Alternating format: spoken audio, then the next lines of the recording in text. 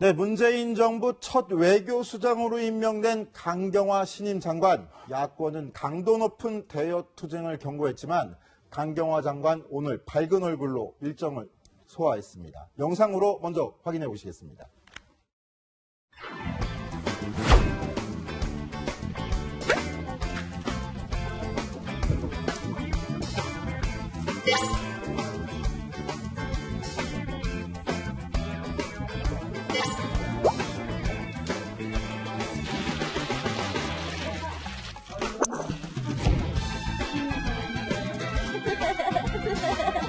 장관으로서 혼신의 힘을 다하겠습니다.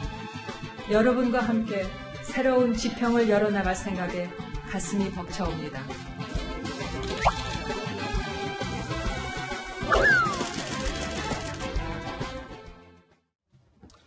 네, 강경화 신임 외교부 장관이 오늘 취임했습니다. 근데 소나타를 타고 출근한 것부터 화제가 되고 있는데요. 강병 기자, 원래는 뭘 타야지 정상적이었던 건가요? 예, 취재를 해보니까 원래 윤병세 전 장관이 타고 다니던 것은 에쿠스 3800cc급입니다. 대형 승용차군요. 네, 대형 승용차인데요. 이거를 이제 강경화 장관은 2000cc 소나타 하이브리드로 바꾸겠다는 겁니다. 아무래도 뭐 환경을 생각하고 또 낮은 자세로 임하겠다라는 그런 메시지가 전달이 된 것 같은데요. 제가 좀 취재를 해보니까 원래 박근혜 정부 이전에 행안부에서 가이드라인이 있었어요. 그런데 장관급은 3300cc, 차관급은 2800cc거든요. 저 차가 바로 소나타 예. 하이브리드 차량이라는 거죠? 맞습니다. 예. 이제 새로 타게 될 이제 장관용 차량인데요. 그러니까 박근혜 정부 때 오히려 이 행안부, 방금 말씀드린 행안부 가이드라인보다 훨씬 뻥튀기 해서 좀 다녔던 거죠. 그런데 이번에 오히려 그 가이드라인보다 낮춰서 좀 타겠다는 얘기인데요. 일단 이렇게 장관이 차를 바꾸니까 차관들도 좀 차를 바꿔야 될 것 같습니다. 차관이랑 본부장급들 K9이랑 뭐 체어맨 등을 좀 고급 승용차들을 이용했었는데 2000cc보다 더 아래 차량을 이용해야 되는 건지 아니면 동급의 차량을 이용해야 되는 건지 다들 좀 고민에 휩싸일 것 같습니다. 그런데 제가 생각하기에는 이거 외교부잖아요. 네. 외교부면 어떤 차, 몇 cc 차를 끌고 다녔다가 아니라 우리나라의 정말 선진 기술을 외교적으로 홍보를 할 수 있는 차량들을 선정해서 타고 다니는 게 더 맞는 얘기 아닌가 보겠습니다. 예, 그렇습니다. 그리고 아무래도 해외 체류가 좀 많다 보니까 해외에서 과연 어떤 차량을 쓰느냐, 그리고 이제 외부적으로 이제 외국 활동을 할 때 어떤 차량을 주로 이제 뭐 이용하느냐 부분을 좀 더 취재를 해서 좀 더 알아보고 보고를 드리겠습니다. 정확한 포인트입니다. 강경화 장관 앞으로 해외에 나가서 어떤 차량 타고 다니는지도 꼭 좀 취재해서 알려주시고요. 네, 알겠습니다. 자, 이현수 기자 아까 네. 취임식 영상 보니까 그 대강당이 꽉 차가지고 네. 바깥에 서 있는 사람들도 많고 또 강경화 장관 일일이 감사합니다, 찾으셔서 감사합니다, 악수하는 장면도 인상적인데 이게 여느 취임식하고 같은 모습인지 모르겠어요. 뭐 취임하는 장관의 표정은 모두 다 좋긴 한데요. 강경화 장관 같은 경우는 특히 우여곡절이 있지 않았습니까? 그래서 오늘 이제 취임식 하려고 대강당에 갔더니 한 400석 규모의 대강당인데 의자는 당연히 꽉 찼고요. 아까 화면에 보이듯이 빈자리가 없을 정도로 벽에 밀착해서 봐야 할 정도로 외교부 직원들이 상당한 관심을 보이고 모였다고 좀 합니다. 전에 약 200명이 앉아 있었다 그러는데 저거는 좀 잘못된 자막인 거예요. 그렇죠. 대강당 500명 정도는 자체가 되겠네요. 한 400석이니까요. 그리고 이 직원들 중에서도 특히 이게 여성 최초의 외교부 장관이 임명되는 취임식이잖아요. 그래서 여성 직원들의 특히 관심이 많았다고 합니다. 그리고 그 전에는 남성 장관에게 이제 보통 여성 직원이 꽃다발을 갖다 주기도 했는데 오늘 같은 경우는 남성 외교부 직원이 꽃다발을 갖다 주고 강 장관이 받기도 했습니다. 특히 오늘 분위기 강 장관 특히 표정이 정말 좋아 보였는데요. 직원들에게 여러 가지 변화와 혁신을 하겠다. 그러니까 그 전에 외교부 같은 경우는 사실 업무 강도가 아주 센 곳으로 알려져 있거든요. 그런 부분에서 올해 늦게까지 야근하는 게 능사가 아니다, 혁신을 하겠다라고 밝혀서 직원들의 기대를 자아냈고요. 특히 지금 화면에 나오는 대로 본인의 이제 취임사를 마치고 문 앞에서 본인을 보러 온 직원들과 일일이 모두 다 인사를 하는 모습을 보였습니다. 한 20분 넘게 인사를 해서 그 다음에 기자 간담회가 잡혀 있었는데 간담회 일정이 약간 미뤄졌다고 하더라고요. 네, 그렇군요. 좀 전에 이현수 기자 보고 들어보니까 최초의 여성 외교부 장관이라서 꽃다발도 그동안 여성 직원이 줬던 걸 남성 직원이 줬다는데 사실 이거부터도 편견 아닌가요? 꼭 여성 장관이면 남성 직원이 줘야 되고 뭐 남성 장관이면 여성 직원이 줘야 된다. 이런 인식부터 좀 바꿔나가는 계기가 됐으면 좋겠고요. 자, 특이한 장면은 어제뿐만이 아니었다는데 최초의 여성 외교부 장관이라서 어제 청와대에서 꽃다발을 받은 사람도 또 특이한 인물이었다고 합니다. 그 영상 누군지, 그 인물 누군지 영상으로 확인해 보시겠습니다.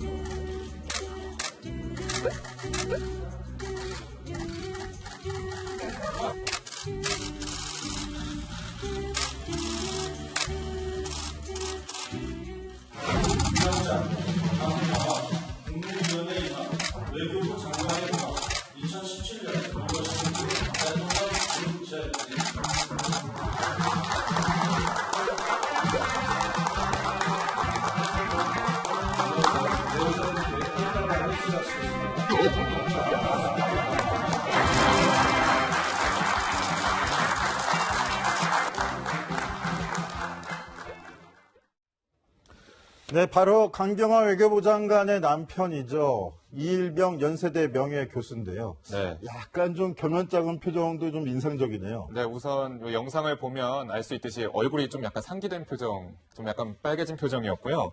그리고 일단은 이런 분위기가 익숙지가 않아서인지 좀 처음에는 이렇게 긴장된 표정이었습니다. 근데 이제 나란히 지금 청와대 직원들과 같이 악수를 나누면서 첫 인사를 나눴고, 이일병 교수 같은 경우는 그동안 강경화 장관이 논란을 겪었을 때마다 사실 해명을 주로 많이 담당을 또 했었거든요. 근데 이번에 공개적으로 이제 모습을 비춘 건 아마 이번이 처음인 것 같은데, 직접 이렇게 나와 보니까 강경화 장관이랑 좀 이렇게 같이 흰머리에 이렇게 같이 자주 얘기를 나누면서 상당히 다정한 분위기를 좀 연출도 했었고요. 무엇보다 문재인 대통령이 직접 고안한 그 배우자에게 꽃다발을 주는 그런 자리에서도 좀 고맙습니다, 감사합니다 하면서 훈훈한 얘기를 나누면서 이렇게 뭐 좋은 시간을 좀 보냈다고도 좀 전해지고 있습니다. 그 이번 청문 전국에서 두 부부를 두고서 사이에서 의혹도 많이 제기됐었는데요. 그렇죠. 이일병 교수가 외주도 잘해주길 바라겠습니다. 예. 자, 반면 긴 임기를 마치고 떠나는 윤병세 전 외교부 장관, 오늘 이임식에서 이렇게 소회를 밝혔습니다. 목소리 들어보시죠.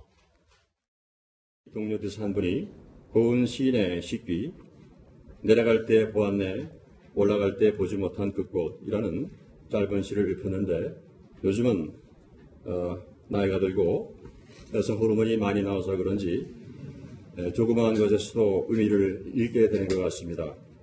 안드레아 보첼리의 노래 Time to say goodbye 가사처럼 It's time to say goodbye 작별을 구할 시간입니다. 여러분 그간 정말로 고생 많으셨습니다. 무한히 감사드립니다. 그리고 영원히 사랑합니다. 감사합니다. 네, 4년 3개월 만에 퇴임이었습니다. 박근혜 전 대통령이 임명했는데 박근혜 전 대통령보다 긴 임기를 소화하고 오늘 물러난 건데요. 그래서 그럴까요? 오늘 고별사도 상당히 길었다면서요? 네, 고별사가 12분 정도 됐습니다. 지금 방금 전 나왔던 고별사 중 일부분 뒷부분에 나온 음악은 저희가 배경 음악으로 깔아드린 걸 알려드리고요. 그리고 사실 박근혜 전 대통령 정부에서 초대 외교부 장관으로 탄핵당한 박근혜 전 대통령보다 더 긴 임기를 소화를 했거든요. 그리고 특히 노무현 전 대통령 당시에는 청와대 외교안보 수석 역할을 하기도 해서 사실 이 공직에 있었던 기간이 꽤 긴 셈인데요. 그래서인지 오늘 고별사를 하는 표정이 뭔가 시원섭섭하다를 넘어서서 약간 착잡한 표정도 읽혀졌고요. 이 소회도 고별사도 길고 약간 개인의 감정이 담긴 그런 이야기들이 많았었습니다. 특히 뭐 내용을 보면 워낙 또 윤병세 전 장관이 워콜릭이라는 평을 들었어서 이제 앞으로 퇴임 후에 긴 시간, 자기의 여유 시간이 살짝 기대도 된다 이런 이야기도 하기도 했습니다. 네, 이제 외교부 장관 임명을 둘러싼 논란은 일단락됐다고 봐야 할까요? 문재인 대통령 어제 강경화 장관에게 임명장을 수여하면서 야당을 향해 이렇게 경고했습니다. 목소리 들어보시겠습니다. 마음고생 많으셨죠? 네, 제가 구속해서 많은 부담을 드려서 너무 죄송합니다. 아마 이사 전문 절차가 이렇게 힘들 줄은 아마 모르셨을 겁니다. 예, 모르고 싶었습니다. 그런데 대통령과 야당 간의 인사관의 생각이 다르다 그래서 그것은 마치 무슨 선전포고라든지 또는 무슨 강행이라든지 그러면 또 뭐 이제는 또 협치는 또 더 이상 없다든지 마치 대통령과 야당 간의 인사를 놓고 뭐 승부를 겨루는 것처럼 또는 전쟁을 벌이는 것처럼 그렇게 표현들 하는 것은 참으로 온당하지 못하다고 생각하거든요. 자, 대통령과 야당 간의 전쟁을 벌이는 것처럼 하는 건 온당치 않다라는 표현인데, 근데 최석호 기자, 근데 사실 야당에서는 대통령이 청문회 정국에서 드러난 의혹들 그냥 덮고 간 것도 문제가 많다 이렇게 또 반박하고 있잖아요. 그렇습니다. 이 강경화 외교부 장관이 임명이 됐지만, 하지만 야당은 끝까지 반대했던 게 사실이고요. 사실 거친 반응을 쏟아내기도 했습니다. 협치는 끝났다. 뭐 이런 말들은 물론이고, 강 장관 임명을 향해서 청와대의 선전포고다. 이렇게 이야기를 하기도 했습니다. 그것에 대해서 문재인 대통령이 너무 심한 말이다. 굉장히 불편한 기색을 드러낸 건데요. 하지만 문 대통령, 이 부분에 있어서 좀 더 한번 생각해 봐야 할 부분도 있는 것 같습니다. 왜냐하면요, 지지율이 어떤 그것을 말해주고 있다. 이렇게 볼 수도 있겠는데요. 문재인 대통령 취임 이후에 80%가 넘나드는 높은 지지율을 보였습니다. 그런데 지난 월요일에 80%에 가까이 다가섰던 긍정평가 79.6%죠. 하지만 금요일에는요, 72.1%로 약 8%포인트 가까이가 빠졌습니다. 하지만 부정평가는 13.7%에서 21.3%로 약 8%포인트 가까이가 올랐습니다. 그러니까 문재인 대통령을 향한 국민들의 시각이 좀 서운하다, 좀 더 잘해줬으면 좋겠다, 이렇게 바뀐 부분이 꽤 있다는 겁니다. 그런데 날짜별로 보면 그것을 좀 더 알 수가 있는데요. 이 수요일에서 목요일에 3%포인트 넘게 긍정평가가 하락을 합니다. 그런데 수요일에 어떤 일이 있었냐? 청와대는 이렇게 이야기를 합니다. 청문회는 참고용일 뿐이다. 그러면서 야당이 반대한 강경화 외교부 장관에 대한 임명 강행을 시사하죠. 그리고 목요일에 안경환 전 법무부 장관 후보자의 몰래 혼인신고 의혹이 터져 나오고, 금요일에는 안경환 전 법무부 장관 후보자가 기자회견을 한 뒤에 사퇴를 합니다. 이러한 인사 문제가 문재인 대통령의 지지율 하락, 긍정평가 하락을 불러왔다는 지적에 대해서도 한번 생각해 봐야 될 것 같습니다. 그런데 이 부분에 대해서 제가 한번 꼭 짚고 넘어갈 부분이 있는 것 같은데, 자, 보시면은 오늘 조사 의뢰자 여론조사 기관이 CBS고 리얼미터입니다.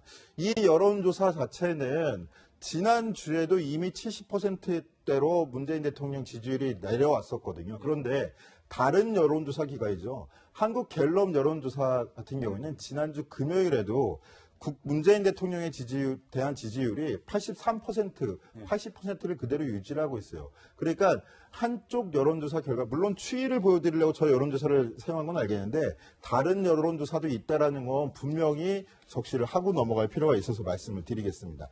자, 강병규 기자. 네. 그런데 지금 최석호 기자 지적대로 이렇게 문재인 정부가 인사청문 전국에서 밀어붙이는 모습에 대해서 네. 가장 크게 반발하고 있는 건 야권일 것 같은데, 예. 오늘도 뭐 상임위 보이콧 이런 소리가 나왔어요. 예, 그렇습니다. 상임위 보이콧뿐만 아니라 인사청문회 앞으로의 일정을 불참하겠다 이런 얘기들이 나왔는데요. 자유한국당은 일단 국회와 국민을 무시하는 행위다라고 얘기하면서 이제 앞으로 김희수 헌재 소장 후보자의 표결이 남아있지 않습니까? 요 부분과 그리고 추경을 표결을 붙이는 부분, 심사하는 부분에 대해서 좀 강하게 밀고 나가겠다라는 입장이고요. 국민의당은 저번 토요일 날 호남을 좀 다녀오지 않았습니까? 그때는 반대를 위한 반대 안 하겠다라고 밝혔는데, 오늘 이 강경화 후보자가 그 다음날 바로 강행이 되면서 다시 강한 야당의 길을 가겠다라고 밝힌 바가 있었고요. 바른정당은 또 공약을 파기했고 이제 협치가 깨졌다라고 밝히면서 방금 말씀드린 대로 인사청문회 참석하지 않겠다라고 밝힌 바가 있습니다. 그리고 무엇보다 이제 내일이죠. 이제 조국 민정수석과 조현옥 인사수석이 국회에 출석하는 것을 의결에 표결에 붙이겠다라면서 좀 강한 목소리를 내고 있는 상황입니다.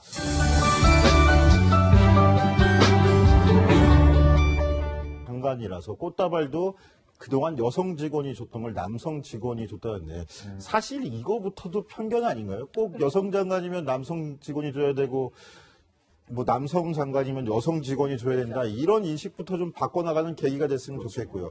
자, 특이한 장면은 어제뿐만이 아니었다는데 최초의 여성 외교부 장관이라서 어제 청와대에서 꽃다발을 받은 사람도 또 특이한 인물이었다고 합니다. 그 영상 누군지, 그 인물 누군지 영상으로 확인해 보시겠습니다.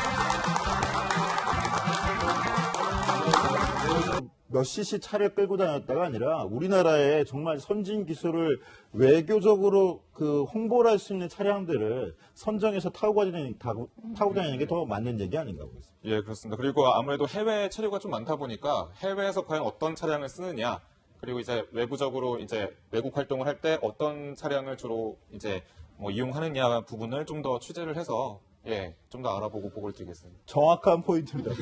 강경화 장관 앞으로 해외에 나가서 어떤 차량 타고 다니는지도 꼭 좀 취재해서 알려주시고요. 네, 알겠습니다. 자, 이현수 기자 아까 네. 취임식 영상 보니까 그 대강당이 꽉 차가지고 바깥에 서 있는 사람들도 많고 또 강경화 장관 일일이 감사합니다, 찾으셔서 감사합니다, 악수하는 장면도 인상적인데 이게 여느 취임식하고 같은 모습인지 모르겠어요. 뭐 취임하는 장관의 표정은 모두 다 좋긴 한데요. 강경화 장관 같은 경우는 특히 우여곡절이 있지 않았습니까? 그래서 오늘 이제 취임식 하려고 대강당에 갔더니 한 400석 규모의 대강당인데 의자는 당연히 꽉 찼고요. 아까 화면에 보이듯이 빈자리가 없을 정도로 벽에 밀착해서 봐야 할 정도로 외교부 직원들이 상당한 관심을 보이고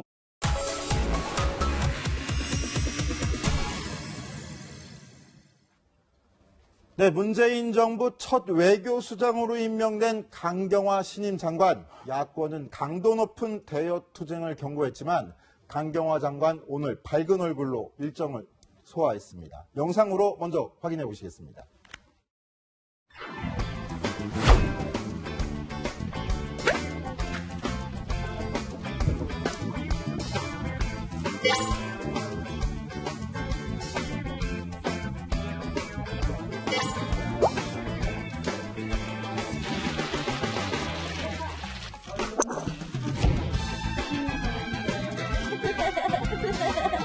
장관으로서 혼신의 힘을 다하겠습니다.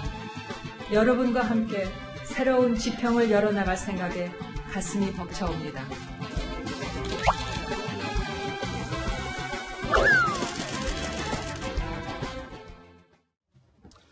네, 강경화 신임 외교부 장관이 오늘 취임했습니다.